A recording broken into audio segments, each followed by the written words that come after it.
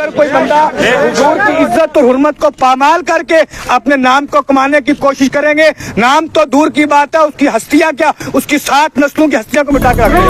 जिस खबीस ने ये गंदे अल्फाज कहे हैं, अगर उसको अरेस्ट ना किया 24 आवर के अंदर और उसको कैफरे किरदार तक ना पहुंचाया गया, तो फिर ये जो जवान है ये रोडों पे निकलेंगे। बिस्मिल्लाहिर्रहमानिर्रहीम, वस्सलातु वस्सलामु अला सय्यिदिल अंबिया वल मुरसलीन व अला आलिहि व अस्हाबिहि अजमाइन।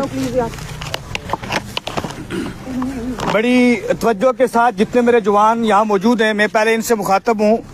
अवलीन बात यह है कि आका करीम सल्लल्लाहु अलैहि वसल्लम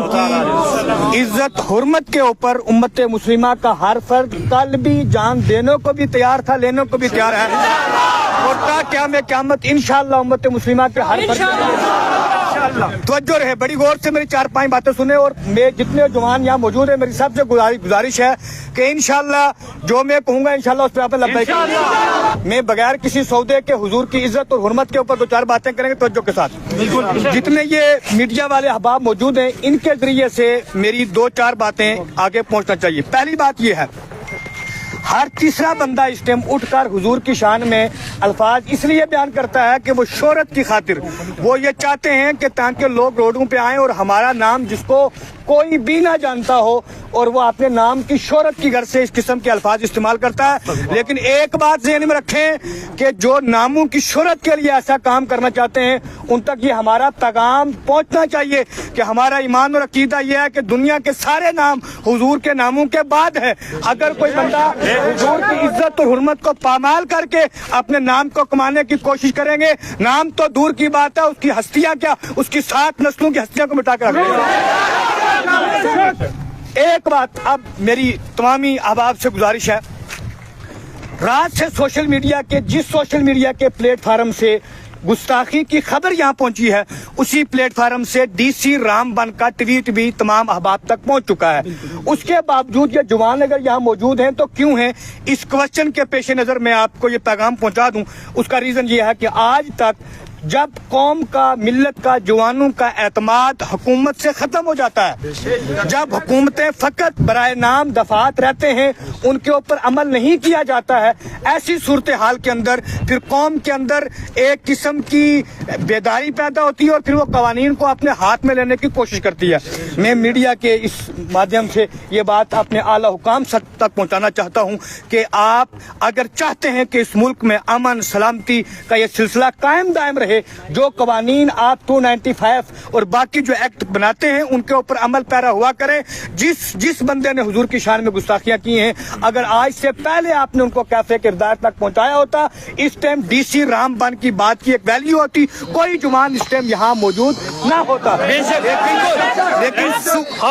लेकिन सुए किस्मत सूरत हाल ये रहती है, कवानीन बनते हैं लेकिन कवानीन का निफाज फकत गुरबा पर होता है, हुजूर के गद्दारों पर नहीं होता। हमारी मांग ये है, इन तमाम जवानों के जरिए हमारी एक मांग है, वो ये है कि अगर इस मुल्क को आगे बढ़ता हुआ देखना चाहते हैं, मुल्क की तरक्की देखना चाहते हैं, वो मुल्क के अमन सुकून और शांति के अंदर है, और वो उस वक्त तक है जब तक लोगों का इस कानून के ऊपर, इन दफात के ऊपर और इन किए गए वादों के ऊपर एतमाद बहाल है। जब आप इस एतमाद को पांव तले रोन देंगे तो फिर ये कौम आपके हाथों से बाहर हो जाएगी। आज मैं इंशाअल्लाह अज़्ज़ व जल इन जवानों को अपनी जिम्मेदारी के ऊपर रोक रहा हूं, लेकिन ये बात मैं वाज़ेह कर देता हूं कि अगर उस जवान को, उस जालिम को,